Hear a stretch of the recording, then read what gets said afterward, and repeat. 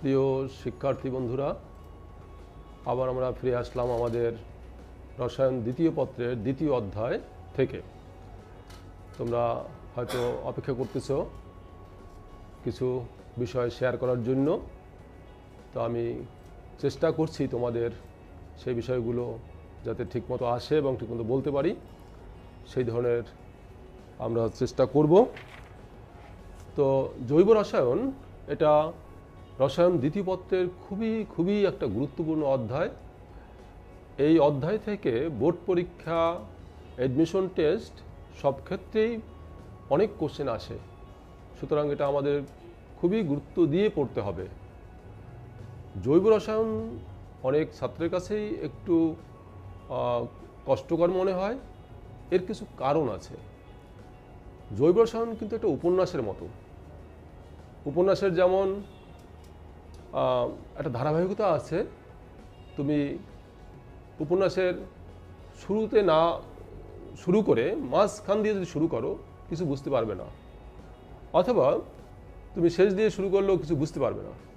জৈব রসায়নের ক্ষেত্রেও সেরকম, তুমি যদি জৈব রসায়ন সম্পর্কে বুঝতে চাও তোমার একদম শুরু থেকে ধারাবাহিকতা তোমার মেনটেন করতে হবে, তাহলেই তুমি একটা উপন্যাস যেমন ইন্টারেস্ট নিয়ে পড়ছো এখানেও তুমি সেই ইন্টারেস্ট পাবে। তো জৈব রসায়নের প্রথমে হলো জৈব যৌগ কাকে বলে, জৈব যৌগের শ্রেণীবিভাগ, কার্যকরীমূলক, সমগোত্রীয় শ্রেণী, নামকরণ,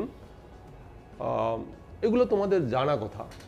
এগুলো নিয়ে আমরা এখন এত সময় নষ্ট করছি না, কারণ তোমরা ইতিমধ্যেই অনেক ভালো প্রস্তুতি নিয়ে রাখছো এ ব্যাপারে আমার মনে হয়। তবুও যে জায়গাগুলো দিয়ে মোটামুটি একটু বেশি প্রশ্ন আসে সেই জায়গাগুলো আমরা টাচ করব। দেখো, জৈব রসায়নের প্রথম যে অংশটা, এই যে কার্যকরীমূলক, জৈব যৌগের শ্রেণীবিভাগ, সমগোত্রীয় শ্রেণী, নামকরণ, সমানতা, এই অংশ থেকে অনেক সময় একটা প্রশ্ন দিয়ে থাকে। তো এক্ষেত্রে তোমরা জৈব যৌগের শ্রেণীবিভাগ পড়েছো, কার্যকরীমূলক পড়েছো, সমগোত্রীয় শ্রেণী পড়েছো। নামকরণের তিনটা পদ্ধতি আছে, একটা সাধারণ পদ্ধতি, একটা উদ্ভূত পদ্ধতি এবং একটা আন্তর্জাতিক পদ্ধতি বা ইউপেক।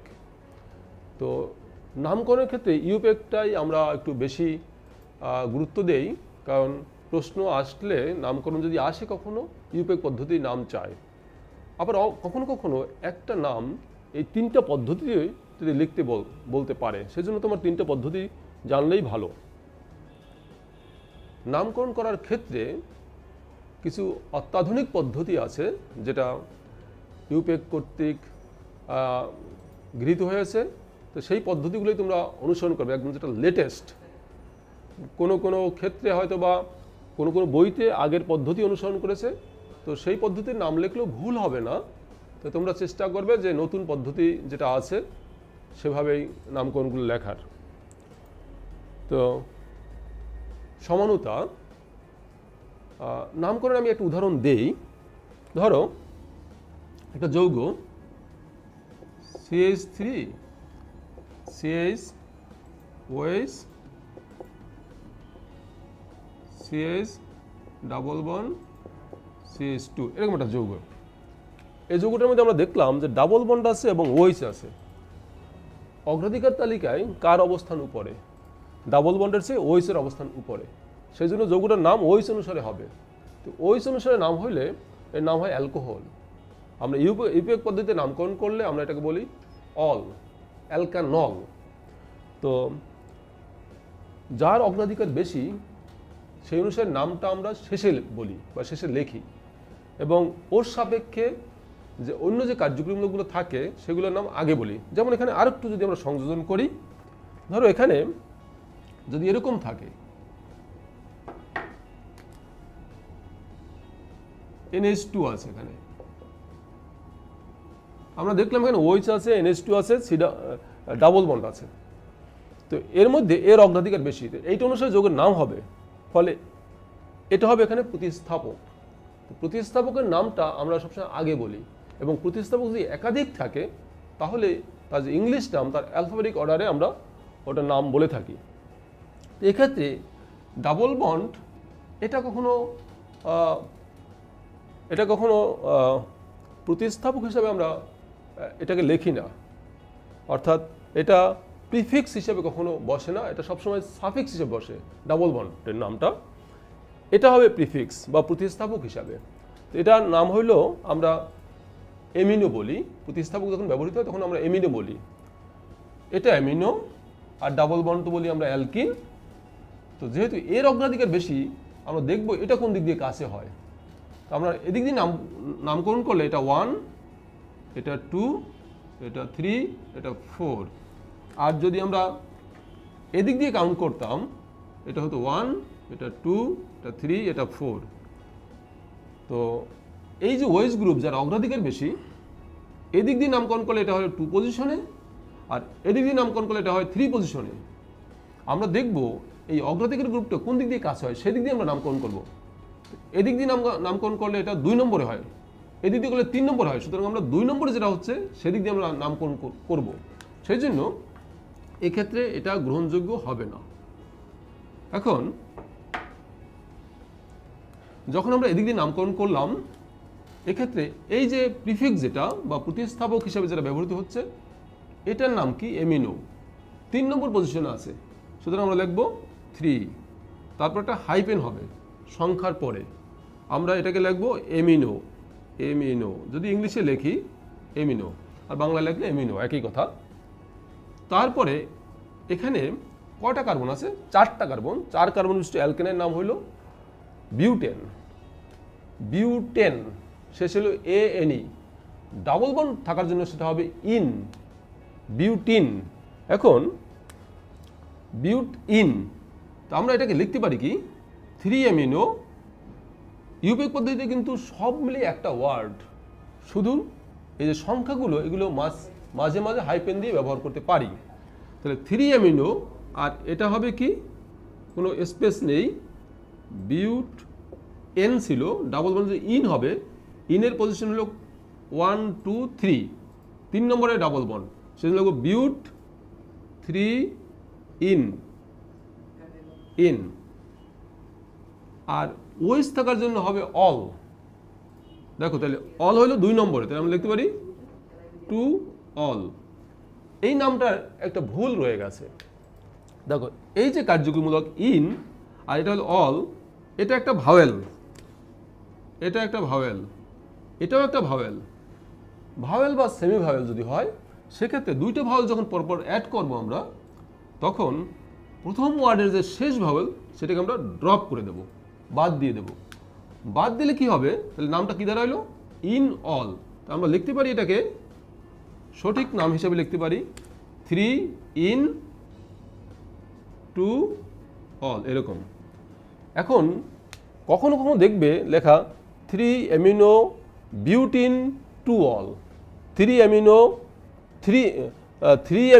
3 বিউটিন 2 অল, এরকম কখনো কখনো হয়তোবা তোমরা পেতেও পারো।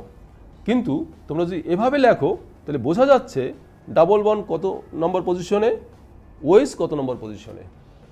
তো তোমরা চেষ্টা করবে এভাবে লেখার। এরকম অনেক যৌগের নামকরণ আছে। তো এক্ষেত্রে মূল যে জিনিসটা সেটা ইউপিক পদ্ধতিতে প্রথম দেখতে হয় কার অগ্রাধিকার বেশি, সে অগ্রাধিকার গ্রুপটা কোন দিক দিয়ে কাছে হয়, এবং তার সাপেক্ষে অন্য যে প্রতিস্থাপকগুলো আছে তার অ্যালফাবেটিক অর্ডারে তাদের অবস্থান উল্লেখ করে নামকরণ করতে হবে। তো এটা হলো নামকরণের একটা সাধারণ বিষয় নিয়ে আমরা আলাপ করলাম। এরকম তখন প্র্যাকটিস করবে, দেখবে এরকম আরও অনেক ধরনের নতুন নতুন জিনিস তোমরা জানবে। সমানুতা। সমানুতার ক্ষেত্রে তোমরা জানো সমানুতা আণবিক সংকেত এক, গাঠনিক সংকেত ভিন্ন, ফলে এদের ভৌত এবং রাসায়নিক ধর্মে কম বেশি পার্থক্য পরিলক্ষিত হয়। এই ধরনের যৌগসমূহকে আমরা বলি সমাণু, আর ধর্মকে বলছি সমানুতা। তো এই সমানুতা আমরা প্রধানত 2টা ভাগে ভাগ করেছি। একটা গাঠনিক সমানুতা, একটা ত্রিমাত্রিক সমানুতা। গাঠনিক সমানুতা আবার 5 ধরনের, তোমরা সেটা জানো। ত্রিমাত্রিক সমানুতা 2 ধরনের, সেটাও তোমরা জানো। তার মধ্যে 2টা হলো, একটা হলো জ্যামিতিক সমানুতা, একটা হলো আলোক সমানুতা। তো এক্ষেত্রে পরীক্ষার যে কোশ্চেনগুলো সাধারণত হয় জ্যামিতিক সমানুতা এবং আলোক সমানুতা দিয়ে অনেক সময় আসে, অথবা একটা সংকেত দেওয়া থাকে। ধরো একটা সংকেত C3H8O, এ একটা সংকেত বলা হলো এই সংকেত দ্বারা সম্ভাব্য সমাণুগুলোর নাম ও সংকেত লিখো, বা এই সমাণু দ্বারা গঠিত সম্ভাব্য সমাণুগুলোর ইউপেক নাম এবং সংকেত লিখো। তো তুমি এটাতে কি কি সংকেত তৈরি করা যায় সেই ক্ষেত্রে কিছু সূত্র আছে, কোনো কোনো বই থেকে দেয়া থাকতে পারে। যেমন ধরো Cn H2n প্লাস 2O, এই যে সংকেতটা, এই সংকেত দিয়ে আমরা তৈরি করতে পারবো অ্যালকোহল, আমি একটু ইংলিশ নাম লিখে ফেললাম যদি তোমাদের সমস্যা না হয়, অ্যালকোহল, আর তৈরি করা যাবে এখানে ইথার। এই দুই ধরনের সমগোত্রীয় শ্রেণী আমরা এই সাধারণ সংকেত দিয়ে করতে পারবো। দেখো এটার সাথে এটার মিল হয়েছে কিনা, Cn মানে 3, তাহলে 3 2 × 3 6 প্লাস 2 8 ও, তাহলে এটা দ্বারা এই সংকেতটাই মিন করছে। তাহলে এটা দ্বারা আমরা কি করতে পারবো, একটা হলো অ্যালকোহল আর একটা হলো ইথার। এখন যখন আমি অ্যালকোহল তৈরি করব, অ্যালকোহল মানে সেখানে OH থাকবে, কার্বন হলো 3টা, আমি কি করব, আমি 3টা কার্বন লিখলাম, এই 3টা কার্বন, আমি শেষটায় আমি OH দিলাম। যদি অ্যালকোহল OH থাকবেই, কার্বনের অন্য হাতগুলো আমরা হাইড্রোজেন দ্বারা পূর্ণ করব। এখানে কার্বনের একটা হাত এদিকে গেল আর 3টা হাত CH3, এদিকে 2টা হাত গেল আর আমরা 2টা হাত 2টা হাইড্রোজেন। আমার লেখার সময় তোমরা লক্ষ্য করবে, দেখো এই যে বন্ডটা দিলাম, এর এদিকের বন্ডটা কিন্তু আমি প্রায় কানেক্ট করে দিলাম, এটা গ্যাপ রাখলাম কারণ এখানে হাইড্রোজেনগুলো লিখতে চাই। এখানে 2টা হাত পূর্ণ হলো কার্বনে তো 4টা হাত, 2টা হাত পূর্ণ হলো, আর 2টা আমরা এখানে দিয়ে দিলাম, হয়ে গেল একটা। এটা একটা অ্যালকোহল হলো। এটার নাম কি হবে, এখানে 3টা কার্বন আছে, 3 কার্বন বিশিষ্ট অ্যালকেনের নাম প্রোপেন, তো এটার নাম হবে কি, প্রোপানল। কিন্তু প্রোপানল এই OH এর তো একটা অবস্থান আছে, OH আমরা যদি নাম্বারিং করি, OH আছে এই কার্বনে, এটা 1 নম্বর কার্বন, এটা 2 নম্বর কার্বন, এটা 3 নম্বর কার্বন, তার নাম বলতে পারি প্রোপান 1 অল। কি বলা যায় এটাকে, প্রোপান। প্রোপান দেখো প্রোপানের আমরা লিখলে ই লিখি, আর এটা অল, ই হলো একটা ভাওয়েল, অল ও একটা ভাওয়েল, সেই জন্য এটা বাদ দিয়ে আমরা লিখলাম প্রোপান 1 অল, প্রোপান 1 অল, এভাবে লেখা যায়। এখন আর কি কি আমরা এখানে তৈরি করতে পারি, দেখো এখান থেকে যদি আমরা CH3 CH, এখানে OH টা আনলাম, এদিকে CH3, মানেটা হলো এই OH টা এখানে আনলাম, একটা হাইড্রোজেন সরিয়ে যুক্ত হলো, সেই হাইড্রোজেনটা এখানে নিলাম, CH3 হয়ে গেল। এটার নাম কি হবে, আমরা নাম্বারিং করলে যে কোনো দিক দিয়ে, এটা 1, এটা 2, এটা 3, তাহলে কি হবে, প্রোপান 2 অল, প্রোপান 2 অল। আর কি করা যায়, অ্যালকোহল কি আর তৈরি করা যায়, তুমি যদি এটাকে এই OH-টাকে এই প্রান্তে নিয়ে আসো, তাহলে এটা OH হবে, তাহলে OH যুক্ত কার্বন এটা 1 নম্বর ধরতে হবে, এটা 1, এটা 2, এটা 3, তখন সেটাও কিন্তু প্রোপান 1 অল হবে। সুতরাং এই দুইটাই অ্যালকোহল তৈরি করা যাবে, এগুলো অ্যালকোহল। আর একটা তৈরি করা যাবে ইথার। ইথার কি হতে পারে, আমরা ইথার যদি তৈরি করতে চাই, এখানে হবে CH3O, ইথারের কার্যক্রমগুলো O, এদিকে নিতে পারি CH2 CH3। এখন এটা যদি ইউপেক নাম করতে হয়, তাহলে আমরা দেখতে পাচ্ছি এই অক্সিজেনটা এই যৌগটাকে 2টা অংশে ভাগ করেছে, এই একটা অংশ, এই একটা অংশ। তো এই 2টা অংশের মধ্যে যে অংশে বেশি কার্বন সেটা হবে আমাদের মেইন অংশ। তো আমরা দেখতে পাচ্ছি এটা হলো মেইন অংশ। এর সাপেক্ষে এইটা হলো এখানে একটা প্রতিস্থাপক, বা আমরা এটা প্রিফিক্স বলতে পারি। তো এখন এই প্রতিস্থাপকের নাম কি, দেখো যদি CH3OH হয়, এটার নাম অ্যালকোহল, এখানে হাইড্রোজেনটা আমরা যদি অপসারণ করি তখন হবে CH3O, একটা হাত খালি হবে, এটা হলো মিথক্সি, এটা কিন্তু একটা মিথক্সি, আর এটা 2 কার্বন বিশিষ্ট অ্যালকেনের নাম হলো ইথেন। তো টোটাল নাম কি হলো, মিথক্সি, মিথক্সি ইথেন, একসাথে কিন্তু মাঝখানে কোনো গ্যাপ নাই, মিথক্সি ইথেন। তো আমরা দেখলাম এখানে এই সংকেত দিয়ে আমরা অ্যালকোহল তৈরি করলাম 2টা, আর ইথার তৈরি করলাম 1টা। আর কিন্তু ইথার তৈরি করা যায় না, তুমি যদি এর একটা CH2 এপাশে নাও, CH3 এপাশে নাও, তাহলে কিন্তু এটা মিথক্সি, এটা ইথেনই হবে। সরি। তো এই তিনটে সমাণু তৈরি করতে পারি। এভাবে আমরা তাহলে দেখলাম এই সংকেত দিয়ে আমরা অ্যালকোহল এবং ইথার তৈরি করলাম। এভাবে যদি সংকেতটা এরকম থাকতো CnH2nO, এদের আমরা কি তৈরি করতে পারি? এদের দেখো, যেমন উদাহরণ হলো C3H6O, একটা সংকেত। এদের আমরা কি তৈরি করতে পারি? তৈরি করতে পারি একটা হবে অ্যালডিহাইড, একটা হবে কিটোন। এই সংকেতের সাহায্যে, এই সংকেত দিয়ে আমরা অ্যালডিহাইড এবং কিটোন তৈরি করতে পারি। দেখো কি তৈরি করলাম এখানে, CH3 CH2 CHO। দেখো এখানে কার্বন 3টা, হাইড্রোজেন 3, 2 5 আর 1 6, অক্সিজেন একটা, অ্যালডিহাইড হলো একটা। এই অ্যালডিহাইডের আর কিন্তু সমাণু তৈরি করা যায় না, তুমি যেভাবে অ্যারেঞ্জ করো না কেন। আর একটা হবে কিটোন। কিটোনটা কি হবে? CH3 CO CH3। এখন পরীক্ষার সময় যদি দেয়া থাকে এই সংকেতটা, তুমি যদি এটা জানো যে এই সংকেত দ্বারা অ্যালডিহাইড এবং কিটোন তৈরি করা যায় এবং তার সাথে এটা মিলে যাচ্ছে, তখন তুমি এখান থেকে অ্যালডিহাইড এবং কিটোন তৈরি করতে পারবে। এবং সেক্ষেত্রে যখন অ্যালডিহাইড তৈরি করবে তখন তুমি এই CHOটা অ্যালডিহাইডের জন্য কার্যকরীমূলক, তো কার্বন একটা চলে গেল, আরও তোমার হাতে আরও 2টা কার্বন আছে, সেই 2টা কার্বন বসাও এবং তার হাতগুলো হাইড্রোজেন দ্বারা পূর্ণ করো, হয়ে গেল। কিটোনের ক্ষেত্রে যেহেতু কিটোনের কার্যকরীমূলক CO লিখলাম, হাতে 2টা কার্বন, দুই দিকে 2টা কার্বন দিলাম, সেই কার্বনের হাতগুলো হাইড্রোজেন দ্বারা পূর্ণ করে দিলাম। এভাবে আমাদের এই সংকেত দ্বারা অ্যালকোহল ইথার, এই সংকেত দ্বারা অ্যালডিহাইড কিটোন, এরকম কার্বক্সিলিক এবং এস্টার, তার সংকেত হলো CnH2nO2। এদের আমরা কার্বক্সিলিক অ্যাসিড এবং এস্টার তৈরি করতে পারি। তো তুমি যদি এই সংকেতগুলো জানো এবং পরীক্ষায় যখন কোশ্চেন আসবে তখন তুমি সেই সংকেতটা কার সাথে মিলে যাচ্ছে সেই অনুসারে তুমি সহজেই ওই সমাণুগুলো তৈরি করতে পারবে। তো এখানে গাঠনিক সমাণুতা 5 ধরনের আছে, সেটা নিয়ে আমি আলাপ করতে চাচ্ছি না, এগুলো মোটামুটি সহজ আছে, তোমরা হয়তো বা দেখে ফেলছো ইতিমধ্যেই। ত্রিমাত্রিক সমাণুতা হলো 2 ধরনের, একটা হলো জ্যামিতিক সমাণুতা আর একটা হলো আলোক সমাণুতা। দেখো এই জ্যামিতিক সমাণুতা এবং আলোক সমাণুতার ক্ষেত্রে এখান দিয়েই কোশ্চেন আসে অনেক সময়, একটা উদ্দীপক দেয়া থাকে এবং ভিন্ন ভিন্ন ধরনের প্রশ্ন থাকতে পারে।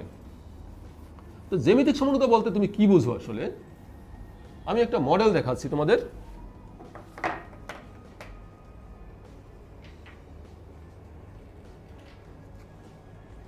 দেখো এ একটা যৌগ, তোমরা দেখতে পাচ্ছ, এটা কার্বন, এটা দ্বিবন্ধন। এই কার্বনের এদিকে একটা গ্রুপ, সেম গ্রুপ, এটা ধরো হাইড্রোজেন, একটা যৌগ। আমরা যদি বোর্ডে লিখতে পারি এভাবে, দেখো এই কার্বন, এটা ধরো দ্বিবন্ধন একটা, এদিকে হাইড্রোজেন, এদিকে CH3, এদিকে CH3। এখন এই আর একটা যৌগ, দেখো এখানে আমি কি করলাম, এখানে ভিন্নতা হলো এই কার্বন ডাবল বন্ড, এদিকে হাইড্রোজেন, এদিকে CH3, আর এই CH3টা গেল এদিকে হাইড্রোজেন। এখন এই দুটো যৌগের মধ্যে এই যে যৌগটা, এটাকে আমি ঘুরিয়ে কি এই যৌগটা তৈরি করতে পারছি কিনা দেখো একটু চিন্তা করে। যেমন ধরো আমরা এই একটা যৌগ, এখানে একটা বন্ধন, এই বন্ধনটা আমি যদি এটাকে একটা ভিন্ন গ্রুপ নিতাম, তাহলে কিন্তু এটাকে এরকম ঘোরানো যাচ্ছে, দেখো, কারণ এই সিঙ্গেল বন্ডের কারণে আমি এটাকে রোটেট করতে পারছি, তাতে কিন্তু যৌগের গঠনগত বা বৈশিষ্ট্যের কোনো পরিবর্তন হচ্ছে না, ফলে আমি ঘুরিয়ে ভিন্ন ভিন্ন অবস্থান নিতে পারছি, তাতে যৌগের ভৌত ধর্ম, রাসায়নিক ধর্ম সব ঠিক থাকতেছে। সুতরাং সেক্ষেত্রে যখন এই দুটো এই অবস্থানে আছে আর যখন এটাকে আমি এই অবস্থানে নিলাম, এদের কিন্তু একই যৌগ নির্দেশ করছে বা একই যৌগ থাকতেছে। সুতরাং এক্ষেত্রে নতুন সমাণু তৈরি হচ্ছে না। কিন্তু এই ক্ষেত্রে আমরা কি দেখতে পাচ্ছি যে এক্ষেত্রে এই দুটো গ্রুপ এক পাশে আছে। যদি এটা আমরা ঘুরিয়েও পাশে নিতে পারতাম তাহলে এই যৌগটা তৈরি হতো, কিন্তু তা সম্ভব না, কিন্তু বন্ডগুলো ভেঙে যাবে। সুতরাং এটা আরেকটা ভিন্ন যৌগ। ভিন্ন যৌগ হওয়ার কারণে একটা আরেকটা সমাণু হবে। কি সমাণু? এটা জ্যামিতিক সমাণু। এখন এই জ্যামিতিক সমাণুর নাম কি হবে? যখন একই গ্রুপ একই পাশে তখন তার নাম হলো সিস, যখন একই গ্রুপ ভিন্ন পাশে তখন তার নাম হবে ট্রান্স। যেমন ধরো এই যৌগ দুটোর নাম কি হবে? এটা যেহেতু সেম গ্রুপ সেম সাইডে এটাকে সিস বলবো, কিন্তু যৌগটার নাম কি পুরা? আমরা যদি নাম্বারিং করি, দেখো এটা 1, এটা 2, 3, 4, কয়টা কার্বন? 4টা কার্বন। 4 কার্বন সে অ্যালকেনের নাম হলো বিউটেন, ডাবল বন্ড থাকার নাম হবে বিউটিন। যেহেতু সেম গ্রুপ সেম সাইডে সেজন্য এর সাথে যুক্ত হবে সিস। তো পুরো নামটা কি হলো? সিস, আর আমরা বলবো বিউট। 4টার জন্য বিউট। এখানে ডাবল বন্ড 2 নম্বরে বলবো 2 ইন।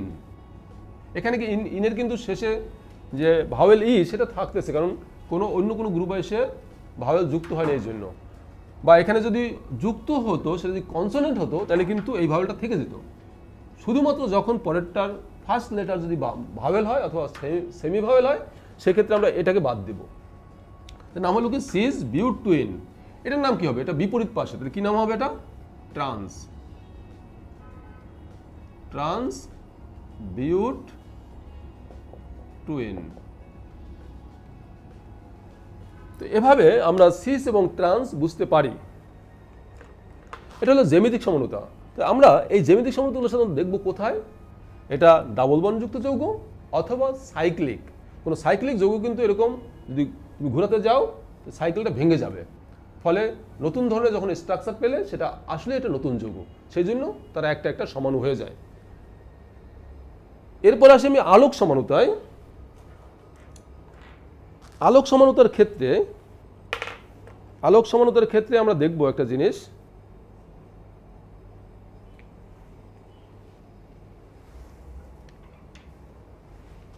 আলোক সমানুতা তোমরা একটু লক্ষ্য করো, এই দুইটা যৌগ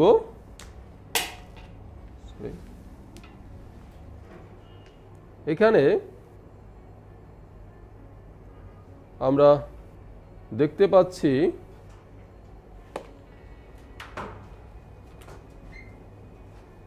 বোর্ড আছে, কোনো বোর্ড এখানে দুইটা আমরা এই যে দেখলাম, দেখো তোমরা, থ্যাংক ইউ। এখানে দুইটা যৌগ, তোমরা দেখতে পাচ্ছ মনে হয়। এই দুইটা যৌগের কি দেখতে পাচ্ছি আমরা? এটা কার্বন, এটা যদি হাইড্রোজেন ধরি, এই তিনটা ভিন্ন গ্রুপ, এটাও তাই। এখন তুমি যদি এখানে একটা আয়না রাখতে, চিন্তা করো একটা মিরর আছে এখানে, তাহলে এটারই দর্পণ প্রতিবিম্ব এটা হতো। দেখো একটু মিলিয়ে দেখো তোমরা। আর একটা জিনিস হলো, এই দুটো যৌগের মধ্যে একটা বিশেষ বৈশিষ্ট্য হলো এই গ্রুপটা বা এই কার্বন 4টা ভিন্ন গ্রুপ, দেখো একটার সাথে একটা মিল নেই, 4টা ভিন্ন গ্রুপের সাথে যুক্ত আছে, এটাও তাই। আবার এর একটা দর্পণ প্রতিবিম্ব। এই যে কার্বনটা, যে কার্বনের সাথে 4টা ভিন্ন গ্রুপ যুক্ত আছে, সেই কার্বনের নাম হলো কাইরাল কার্বন। তো এই কাইরাল কার্বন যুক্ত যৌগসমূহ যার একটা দর্পণ প্রতিবিম্ব, তাদের কিন্তু সব বৈশিষ্ট্যই একরকম। ভৌত রাসায়নিক ধর্ম এদেরকে পার্থক্য করা খুব কষ্টকর। সেক্ষেত্রে দেখা যাচ্ছে যদি আমরা এর মধ্য দিয়ে, এই দুটো যৌগের মধ্য দিয়ে একটা এক বর্ণী আলো পাস করি, তাহলে একটা যৌগ আলোটাকে ডান দিকে ঘুরাচ্ছে, আরেকটা যৌগ আলোটাকে বাঁ দিকে ঘুরাচ্ছে। তো যে আলোটাকে ডান দিকে ঘুরাচ্ছে তার একটা নির্দিষ্ট নাম, যে বাঁ দিকে ঘুরাচ্ছে তার একটা নির্দিষ্ট নাম। আমরা যে আলোটাকে ডান দিকে ঘুরাচ্ছে তাকে বলছি আমরা ডেক্সট্রোরোটেটরি, আর যেটা বাঁ দিকে ঘুরাচ্ছে তাকে বলছি আমরা লেভোরোটেটরি। এভাবে আমরা দুইটাকে পার্থক্য করতে পারি। তো এটাকে যেহেতু আলোর সাহায্যে আমরা দুইটাকে পার্থক্য করলাম, সেই জন্য এর নাম হলো আলোক সমাণু। তো আলোক সমাণু, এই আলোক সমাণু দেখো, এই যে আমি বললাম একবর্ণী আলো, এটা কোন ধরনের আলো? সাধারণ যে আলোগুলো সেগুলো কিন্তু সব দিকে ছড়িয়ে যাচ্ছে, এর ভিন্ন ভিন্ন তরঙ্গ দৈর্ঘ্য আছে। যখন এই আলোটাকে আমরা একটা প্রিজম, বিশেষ ধরনের প্রিজম, নিকল প্রিজমের মধ্যে পাস করি, তখন কিন্তু এই ভিন্ন ভিন্ন বর্ণের আলোকরশ্মি বা ভিন্ন ভিন্ন তরঙ্গের আলোকরশ্মি বিচ্ছিন্ন হয়ে যায়।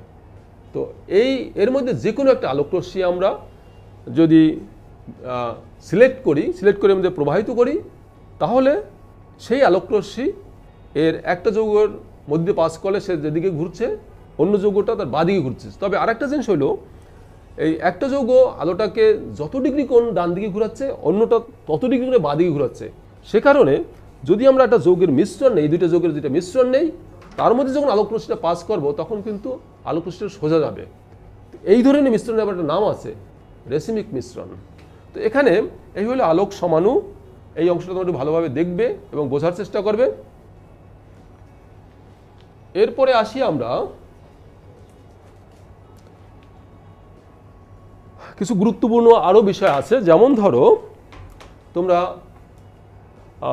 সাধারণত অ্যারোমেটিক যৌগের ক্ষেত্রে যখন একটা গ্রুপ উপস্থিত থাকে, সেই অ্যারোমেটিক যৌগ যখন অন্য কারোর সাথে বিক্রিয়া করতে যায়, তখন দ্বিতীয় গ্রুপটা কোথায় এসে যুক্ত হবে, তো সেটা নির্ভর করে প্রথম যে গ্রুপটা আছে তার উপর। তো এক্ষেত্রে এই যে গ্রুপটা এখানে রয়েছে, সেই গ্রুপগুলোকে আমরা ভাগ করতে পারি প্রধানত দুইটা ভাগে। একটা হলো অর্থ প্যারা নির্দেশক, আর একটা হলো মেটা নির্দেশক। তো অর্থ প্যারা নির্দেশক এবং মেটা নির্দেশক, দেখো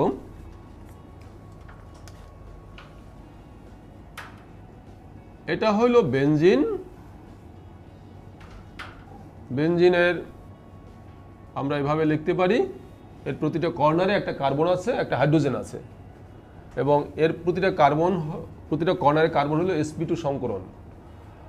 এখন এখানে ইলেকট্রন আছে, ঘুরতেছে সবসময়। আমরা এটাকে স্ট্রাকচারটা এরকম দেখাতে পারি, অথবা এরকমও দেখানো যেতে পারে। এখন এক্ষেত্রে যদি একটা গ্রুপ থাকে, ধরো এখানে আছে NH2, নাইট্রোজেনের মুক্ত ইলেকট্রন আছে।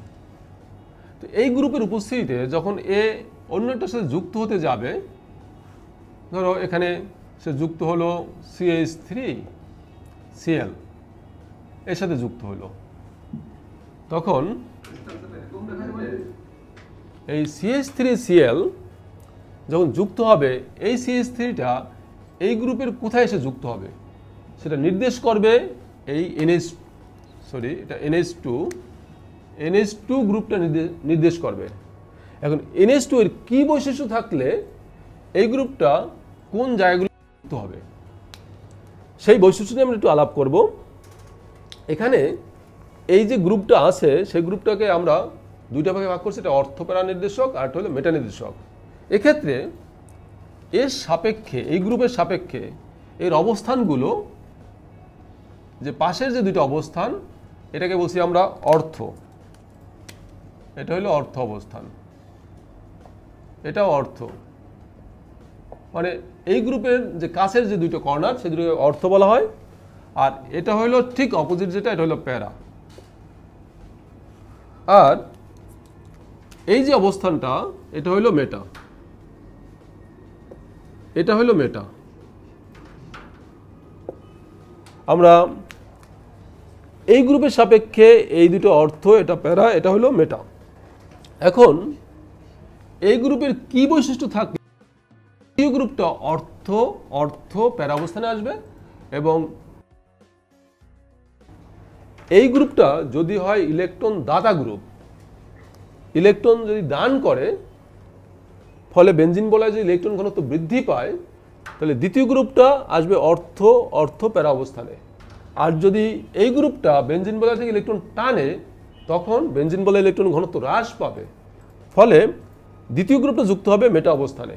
দেখো এই যে দ্বিতীয় গ্রুপটা আসলো, এটা বিশেষ নাম আছে। দেখো এখানে এটা মাইনাস, এটা যদি প্লাস ধরি, এই প্লাস মানে হলো এটা হলো ইলেকট্রনের ঘাটতি, এদেরকে বলে ইলেকট্রন আকর্ষী বিকারক। তো ইলেকট্রন আকর্ষী বিকারকগুলো বেনজিন বলয়ে যুক্ত হবে কোথায়? যেখানে ইলেকট্রন ঘনত্ব বেশি। তো ইলেকট্রন ঘনত্ব বেশি কোথায় হবে?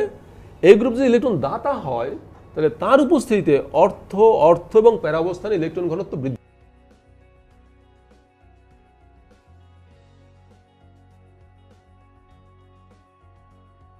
তাহলে অর্থ প্যারা অবস্থানে ইলেকট্রন ঘনত্ব হ্রাস পায়, ফলে তুলনামূলকভাবে মেটা অবস্থানে ইলেকট্রন ঘনত্ব বেশি থাকে, সেই জন্য দ্বিতীয় গ্রুপটা মেটা অবস্থানে যুক্ত হয়। আমরা একটা উদাহরণ দিয়ে এটা বোঝার চেষ্টা করি।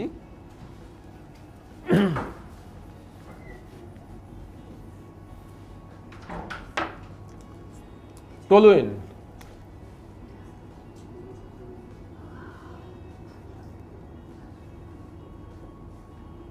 এটা হলো CH3 যুক্ত আছে বেনজিনের সাথে। এটা হলো বেনজিন বলে ইলেকট্রন দান করে। দান করলে কি হবে? বেনজিন বলে ইলেকট্রন ঘনত্ব বৃদ্ধি পাবে। কিভাবে বৃদ্ধি পায়, কোন কোন অবস্থানে বৃদ্ধি পায়, আমরা সেটা দেখতে চাই। এক্ষেত্রে বেনজিন বলে ইলেকট্রন টানতেছে, ফলে এই বন্ধন ইলেকট্রন এখানে আসবে। যখন এই ইলেকট্রন দুটো এখানে আসবে, তখন এই যে বন্ধন ইলেকট্রন সেটা এর দ্বারা বিকর্ষিত হবে। বিকর্ষিত হয়ে এই ইলেকট্রন দুটো এখানে আসবে। আমরা এটাকে লিখতে পারি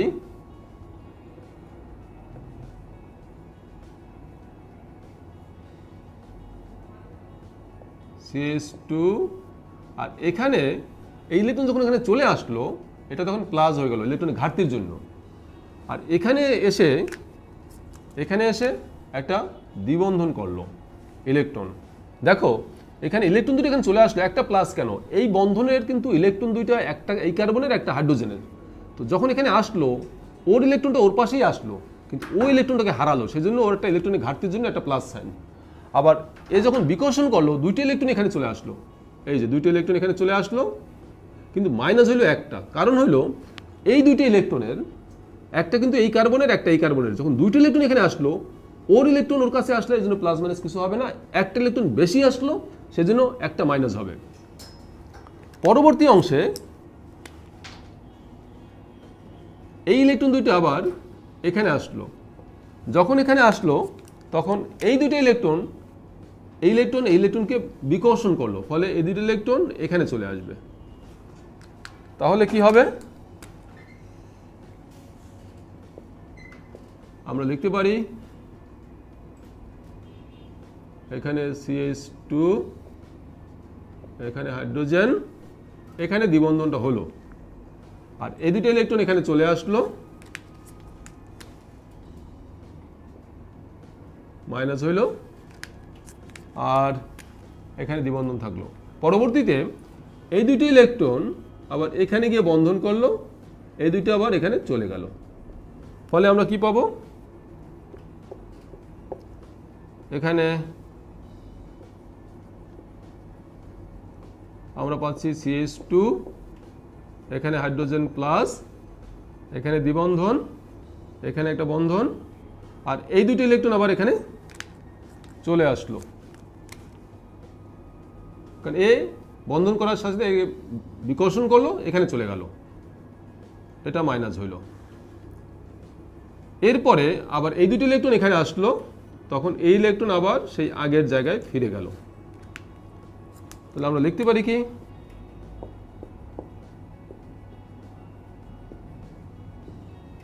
এখানে দ্বিবন্ধন, এখানে বন্ধন, এখানে বন্ধন, আর এখানে CH2 আবার সেই আগের অবস্থা।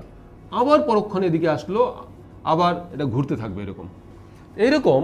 এই পদ্ধতিতে ইলেকট্রনগুলো সবসময় ঘূর্ণায়মান থাকে। এই ঘোরার সময় এটাকে বলি আমরা রেজোনেন্সের বা একটা অনুরণন। তো এই ঘূর্ণনের কারণে আমরা দেখতে পাচ্ছি এখানে ইলেকট্রন ঘনত্ব বাড়লো, এখানে ইলেকট্রন ঘনত্ব বাড়লো, এখানে ইলেকট্রন ঘনত্ব বাড়লো। এই অবস্থানগুলোর নাম কি? এটা অর্থ, এটাও অর্থ, এটাও প্যারা, এটা প্যারা। তো এই যেহেতু এখানে ইলেকট্রন ঘনত্ব বেশি, সেই জন্য ইলেকট্রন আকর্ষী বিকারক, যার ইলেকট্রনের ঘাটতি আছে, যার ইলেকট্রনের প্রতি ভালোবাসা আছে, আকর্ষণ আছে, সে এই জায়গাগুলো এসে যুক্ত হবে। সেই জন্য আমরা বলছি এটা হলো অর্থ প্যারা নির্দেশক। দেখো এই গ্রুপের উপস্থিতিতে বেনজিন বলয়ে কিন্তু ইলেকট্রন ঘনত্ব বাড়ছে, সেই জন্য এটার একটা নাম আছে সক্রিয়কারী গ্রুপ। কারণ তারা বেনজিন বলয়ে ইলেকট্রন ঘনত্ব বাড়ানো মানে কি, ইলেকট্রন সেই বিকারকটা সহজে এসে যুক্ত হবে, এর বিক্রিয়ার গতিটা বাড়িয়ে দিচ্ছে, সেজন্য এদের নাম হলো সক্রিয়কারী গ্রুপ। আবার যদি উল্টো ঘটনা ঘটে, ধরো এখানে এমন একটা গ্রুপ আছে যে গ্রুপটা বেনজিন বলয় থেকে ইলেকট্রন আকর্ষণ করছে, টানছে। ধরো এখানে NO2 আছে, এ বেনজিন বলয় থেকে ইলেকট্রন টানবে, তখন টানার ফলে এখানে ইলেকট্রনের ঘাটতি হবে, এখানে ঘাটতি হবে, এখানে ঘাটতি হবে। যদি এইসব জায়গায় ইলেকট্রনের ঘাটতি হয় তাহলে এখানে এবং এখানে ইলেকট্রন ঘনত্ব তুলনামূলকভাবে বেশি থাকবে। সেই জন্য দ্বিতীয় ইলেকট্রন আকর্ষী গ্রুপটা বা ইলেকট্রন আকর্ষী গ্রুপটা এই মেটা অবস্থানে এসে যুক্ত হবে। এরা আবার যেহেতু ইলেকট্রন টানতেছে, সেই জন্য এর উপস্থিতিতে বেনজিন বলয়ে ইলেকট্রন ঘনত্ব হ্রাস পায়, এই জন্য আমরা এটাকে বলি নিষ্ক্রিয়কারী গ্রুপ। তো অর্থপ্যারা নির্দেশক গ্রুপ হলো সক্রিয়কারী, আর এ হলো নিষ্ক্রিয়কারী গ্রুপ। আরেকটা বিষয় হলো আমরা সহজভাবে কীভাবে বুঝতে পারি, সাধারণত যে সমস্ত গ্রুপের মধ্যে একক বন্ধন থাকে, যেমন CH3, দেখো CH3 মানে হলো সি, এই যে সব একক বন্ধন, OH ও সব একক বন্ধন, এরা সাধারণত হয় অর্থ প্যারা নির্দেশক। তারা অন্যকে ইলেকট্রন দিচ্ছে। বেনজিন বলয় কিন্তু টোটালি একটা ইলেকট্রনের ঘাটতি আছে, কারণ প্রত্যেকটা কর্নারে sp2 সংকরণ। sp2 সংকরণ মানে হলো তারা কার্বনের একটা S দুইটা P সংকরিত হয়েছে, আর PZ অরবিটালটা সংকরণ অংশগ্রহণ করেনি, তার একটা ইলেকট্রন আছে, থাকতে পারে দুইটা, একটা আছে, সেজন্য প্রত্যেক কর্নারে একটা ইলেকট্রনের ঘাটতি আছে। এই জন্য টোটাল বেনজিন বলয়ের ইলেকট্রনের ঘাটতি, এই জন্য অন্যের কাছ থেকে তারা ইলেকট্রন টানছে। তা আমি বললাম যে এই যে গ্রুপ, তাদের তো ইলেকট্রন দেওয়ার টেন্ডেন্সি আছে আর ইলেকট্রনের আকর্ষণ করার টেন্ডেন্সি, সেজন্য এর উপস্থিতি ইলেকট্রন ঘনত্ব বাড়বে এখানে। আর যারা মেটা নির্দেশক, তারা বেনজিন বলয় থেকে ইলেকট্রন টানতেছে। এখন কারা মেটা নির্দেশক? সাধারণত যাদের মধ্যে দ্বিবন্ধন বা ত্রিবন্ধন থাকে, যেমন ত্রিবন্ধন, যেমন দ্বিবন্ধন আছে, যেমন দ্বিবন্ধন আছে, এইরকম নাইট্রো গ্রুপ, যেমন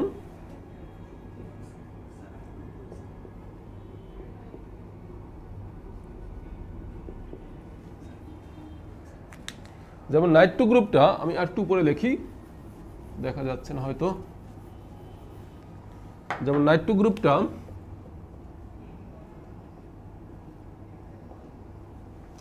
দ্বিবন্ধন আছে, তো এইগুলো হলো মেটা নির্দেশক গ্রুপ।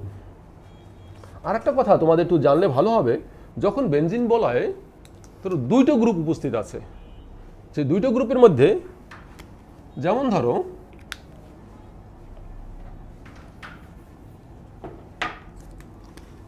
বেনজিন বলয়, বেনজিন, এখানে CH3 আছে, এখানে OH আছে, দুইটো গ্রুপ আছে। এখন এখানে যদি আরেকটা গ্রুপ এখানে এসে যুক্ত হতে চায়, ধরো ক্লোরিন আসলো বা CH3Cl আসলো, আরেকটা গ্রুপ যদি এখানে যুক্ত হতে চায়, তখন এই দুটোর মধ্যে কোনটার অগ্রাধিকার বেশি? সেক্ষেত্রে অগ্রাধিকারের তালিকা আছে, অগ্রাধিকার তালিকা অনুসারে এর চেয়ে মানে CH3 এর চেয়ে OH এর অগ্রাধিকার বেশি। এখন OH অগ্রাধিকার যদি বেশি হয়, এই OH অনুসারে এই গ্রুপে যুক্ত হবে। তো OH তো অর্থপ্যারা নির্দেশক, সেক্ষেত্রে এর সাপেক্ষে এটা হলো প্যারা, এটা হলো অর্থ, এটা অর্থ অবস্থানে তো একটা কিছু আছে, তাহলে এখানে তো এসার যুক্ত হওয়ার সম্ভাবনা নাই। এই অর্থে এবং এই অর্থে যুক্ত হতে পারবে, কিন্তু যেহেতু এটা কাছাকাছি, তা ক্রাউডিং ইফেক্ট হবে। কিন্তু এই জায়গাটা বিপরীত, মানে এখানে অনেক স্পেস আছে, সেজন্য এই গ্রুপটা এখানেই বেশি কমফোর্টেবল ফিল করবে। এই জন্য মেইন প্রোডাক্টটা তোমরা এইখানে CH3টা যুক্ত হবে। আবার যদি কখনো ধরো একটা CH3 আছে আর একটা আছে NO2, এরকম যদি হয়, তখন দ্বিতীয় গ্রুপটা কোথায় এসে যুক্ত হবে? সেক্ষেত্রে CH3 হলো অর্থপ্যারা নির্দেশক, মানে এর উপস্থিতিতে বেনজিন বলয়ে ইলেকট্রন ঘনত্ব বাড়ে, আর এই ইলেকট্রন টানছে। যার উপস্থিতিতে ইলেকট্রন ঘনত্ব বাড়বে তার অগ্রাধিকার বেশি, কারণ ইলেকট্রন ঘনত্ব বাড়লেই তো ইলেকট্রন আকর্ষী গ্রুপটা আসবে, সুতরাং ওকেই যে আসবে তাকে সে ফলো করবে। সেই কারণে এই মেটা নির্দেশকের এখানে নির্দেশক হিসাবে ভূমিকা রাখবে না, রাখবে হলো A। তো এর উপস্থিতিতে এটা অর্থ, এটা প্যারা। যেহেতু প্যারা পজিশনে একটু ক্রাউডিং ইফেক্টটা কম, এবং এই জায়গাটা স্পেসটা অনেক ফাঁকা, সেখানে এখানে এসে সে যুক্ত হতে চাবে। আবার যদি এমন হয় যে দুইটাই হলো মেটা নির্দেশক, NO2 এবং COOH, এখানে এই মেটা নির্দেশক গ্রুপের আবার একটা অগ্রাধিকার তালিকা আছে, সেখানে হলো COOH এর চেয়ে NO2 এর অগ্রাধিকার বেশি। সে কারণে এর সাপেক্ষে এখানে এর সাপেক্ষে মেটা হলো এটা আর হলো এটা, এই দুইটা অবস্থানের মধ্যে আমরা যদি তুলনা করি, এটা কিন্তু COOH এর কাছে একটু ক্রাউডিং ইফেক্ট হতে পারে। এটা দুই দিকে ফাঁকা আছে, সুতরাং এই জায়গাটায় বেশি এসে যুক্ত হওয়ার সম্ভাবনা। তো এই হলো অর্থপ্যারা নির্দেশক। এখান থেকে একটা কোশ্চেন আসে, তোমরা এই অর্থপ্যারা মেটা নির্দেশকের সাথে ইলেকট্রন আকর্ষী প্রতিস্থাপন বিক্রিয়া, এটা গুরুত্বপূর্ণ।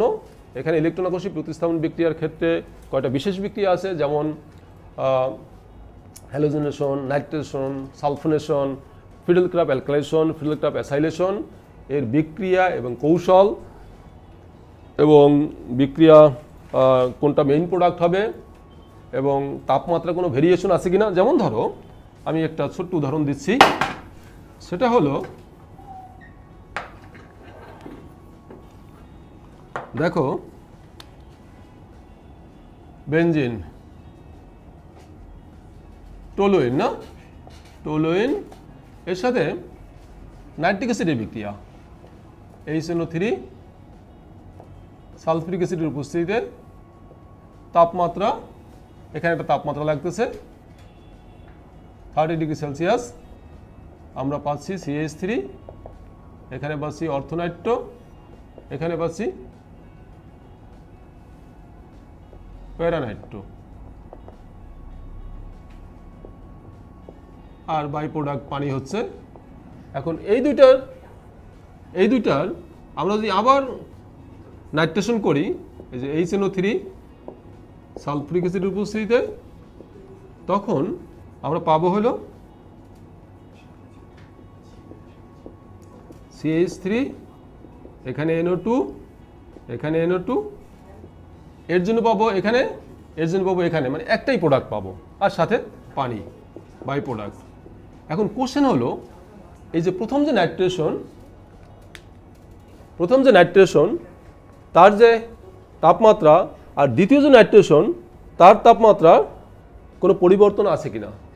দেখো এক্ষেত্রে আমরা দেখতে পাচ্ছি, এক্ষেত্রে এটা হলো অর্থপ্যারা নির্দেশক, উপস্থিতি বেনজিন বলে ইলেকট্রন ঘনত্ব বৃদ্ধি পাচ্ছে, সেজন্য এর সক্রিয়তা বেশি, এজন্য এখানে তাপমাত্রা কম লাগবে। কিন্তু এখানে নাইট্রো গ্রুপ মানে সে বেনজিন বলে থেকে ইলেকট্রন টানছে, সক্রিয়তা হ্রাস করছে, তো তাদেরকে বিক্রিয়া করাতে হলে আমাদের একটু অধিক তাপের প্রয়োজন, তার গতিশক্তি বাড়াতে হবে, সেই জন্য এর চেয়ে এর তাপমাত্রাটা বেশি লাগবে। এই ধরনের অনেক সময় কোশ্চেন আসে, আর এটা একটা ইম্পর্টেন্ট জায়গা। এছাড়া alkane, alkyne, অ্যালকাইন, alcohol, aldehyde, ketone, carboxylic acid এর প্রস্তুতি আছে, এগুলো পড়বা শনাক্তকরণ সহ। আর কিছু পার্থক্য আছে, যেমন ইথিন, ইথাইন বা অ্যালকিন বা অ্যালকাইন, অ্যালডিহাইড, কিটোন, এগুলোর পার্থক্য। অ্যালকোহল এর মধ্যে প্রাইমারি, সেকেন্ডারি, টার্সিয়ারি অ্যালকোহল এর কীভাবে পার্থক্য করা যায়, তো এইগুলো তোমাদের একটু ভালো করে দেখতে হবে, এ দিয়ে কোশ্চেন প্রতি বছরই আসে। আর শেষের দিকে আসে হলো যেমন নাইট্রোগ্লিসিন প্রস্তুতি, প্যারাসিটামল প্রস্তুতি, ডেটল প্রস্তুতি বা এদের ব্যবহার। তো জৈব রসায়নের অংশটা অনেক বড়, এর প্রত্যেকটা টপিক একটু ভালোভাবে বোঝাতে হলে আর একটু সময়ের প্রয়োজন। তো আশা করি তোমরা এটা ভালোভাবে শিখেছো, তবু এই জায়গাগুলো একটু গুরুত্ব সহকারে দেখবে। তৃতীয় অধ্যায় পরিমাণগত রসায়ন। পরিমাণগত রসায়নের ম্যাক্সিমামটা গাণিতিক। প্রথমে আছে হলো ধরো সমীকরণ বিষয়ক গণনা, অ্যাভোগাড্রোর সম্পর্ক বিষয়ক গণনা, অম্লমিতি, ক্ষারমিতি।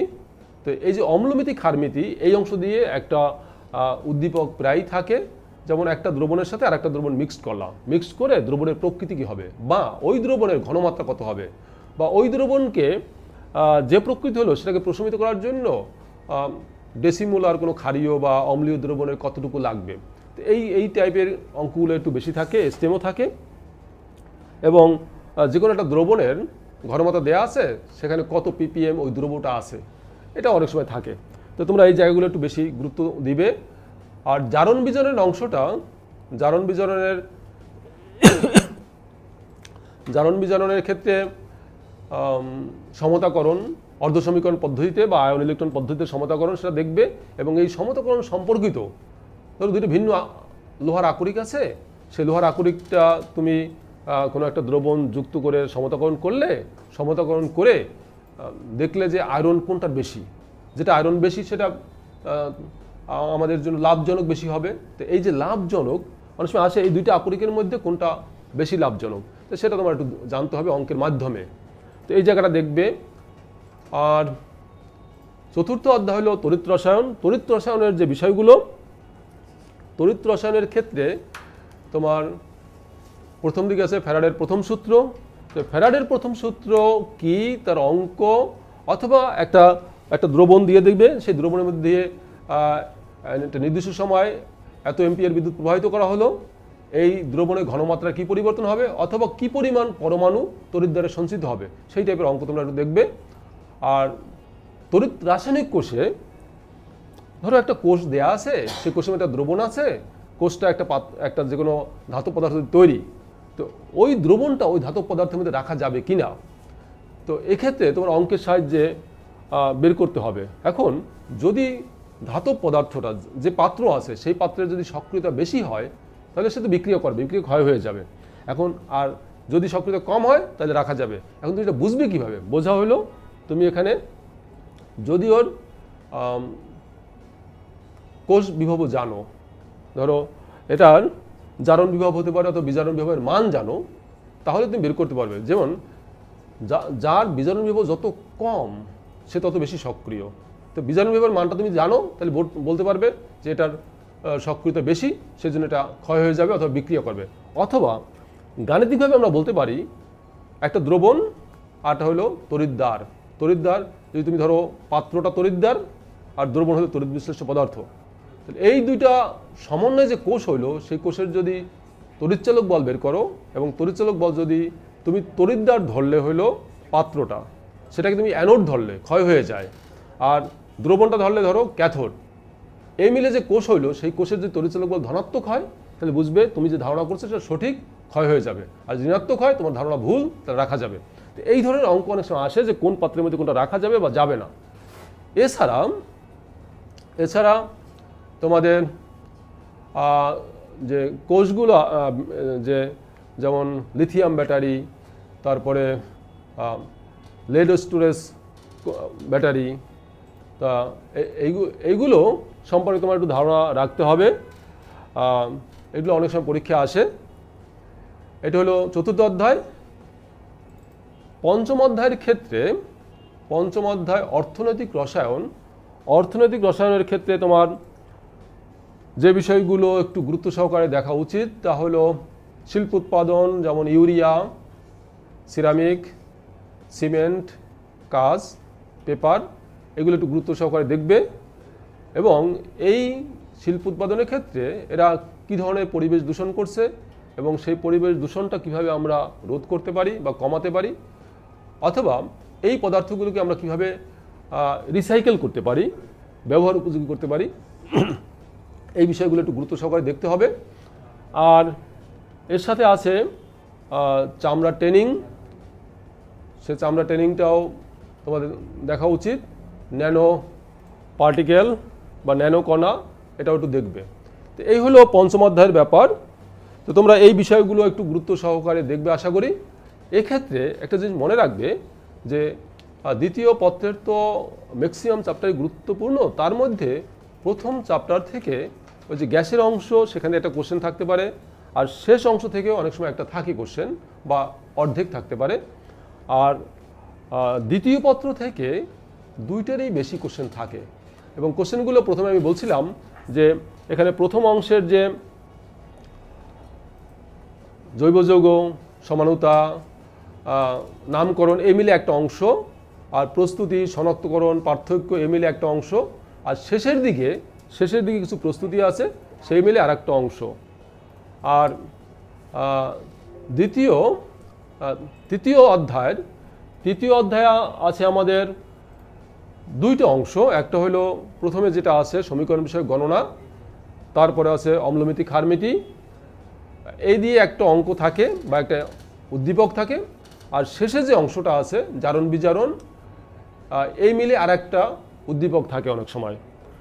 আর চতুর্থ অধ্যায় সাধারণত একটা কোশ্চেন থাকে, সেটা ফ্যারাডের প্রথম সূত্র সম্পর্কিত একটা, নার্সের সমীকরণ, কোষ অথবা লিথিয়াম ব্যাটারি বা লেড স্টোরেজ সেল, এই দিয়ে অনেক সময় থাকে। তো এই হলো চতুর্থ অধ্যায়। পঞ্চম অধ্যায় থেকে একটা কোশ্চেন, এই হলো মোটামুটি একটা তোমাদের ধারণা। তবে এক্ষেত্রে যেহেতু তোমাদের একদম পরীক্ষা খুব সন্নিকটে, এই মুহূর্তে প্রতিটা মুহূর্তই তোমাদের জন্য খুব মূল্যবান। তোমরা আশা করি সেই ধরনের তোমাদের একটা পরিকল্পনা আছে, যেটুকু এখন পর্যন্ত তোমাদের ইনকমপ্লিট আছে সেগুলো তোমরা আরও একটু ভালোভাবে দেখবে এবং চেষ্টা করবে মনে রাখার, বুঝে পড়ার। এবং সেক্ষেত্রে আমি প্রথমেই যে কথাটা বলছিলাম যে কোনো বিষয়ের জন্য তুমি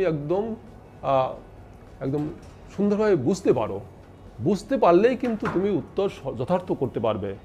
তোমার উত্তর কিন্তু সবই কমন পড়বে। তুমি যদি উদ্দীপক বুঝতে পারো তাহলে উত্তর অবশ্যই পারবে। উদ্দীপক বোঝার জন্য তোমার বারবার পড়তে হবে উদ্দীপকটা। এখন এক্ষেত্রে পরীক্ষার হলে যে তোমাদের জন্য একটা পরামর্শ, সেটা হলো তুমি জানো পরীক্ষার হলে তোমার সময় কতটুকু, কত নম্বরের পরীক্ষা দিতে হবে, তাহলে প্রতি নম্বরের জন্য তুমি কতটুকু সময় পাবে, অথবা একটা উদ্দীপকে 10 নম্বরের জন্য কতটুকু সময় পাবে, সেই সময়টাকে তুমি ডিস্ট্রিবিউট করে নাও।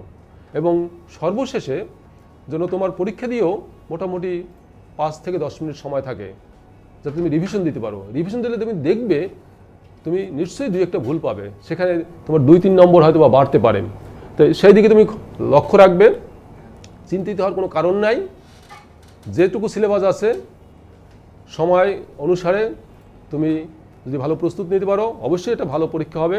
আর আমি যে সিলেবাসটা প্রোগ্রাম যেটা দেখলাম, সেখানে তোমাদের পরীক্ষা শুরু মনে হয় 26 এপ্রিল, এবং তার আগে পদার্থবিদ্যা হলো 21 তারিখ। তো তুমি এইখানে যে গ্যাপটা পেয়েছো, সেই ক্ষেত্রে তুমি দ্বিতীয় পত্রের প্রথম দিকে 2-3 দিন পড়তে পারো, কারণ দ্বিতীয় পত্রের সিলেবাসটা একটু বড় সেহেতু প্রথম দিকে তুমি ধরো 21 তারিখ 22 তারিখ এই 2 দিন তুমি দ্বিতীয় পত্র পড়তেই পারো ভালোভাবে, যাতে তোমার যে জায়গাগুলো একটু মানে তোমার কাছে টাফ মনে হয় সেগুলো আর একটু মেমোরাইজ করলে বা একটু দেখে নিলে। এটা আসলে কি, তুমি যতই দেখবে যতই পড়বে ততই তোমার কনসেপ্টগুলো ক্লিয়ার হবে। তোমার যদি মনে হয় যে আমি এটা পারি না বলে বসে থাকলে চলবে না, সেটা পড়তে হবে। আর অনেক বিষয় আছে, তুমি যদি একটু ডিটেলস পড়ো তাহলে কিন্তু তোমার কনসেপ্ট ক্লিয়ার হবে। আর তুমি যদি একটু মুখস্থ করার চেষ্টা করো অল্প অল্প পড়ে, তাহলে সেক্ষেত্রে কিন্তু তুমি সমস্যায় পড়বে অনেক। সেই জন্য আশা করি তোমাদের নিজস্ব একটা পরিকল্পনা অবশ্যই আছে, সেইভাবে আগাবে। এখন নতুনত্ব কিছু করার দরকার নেই। মূল কথা হলো তোমার শরীরটাকে ঠিক রাখতে হবে। তুমি সুস্থ শরীর, সুস্থ মন এবং একটু নিয়মিত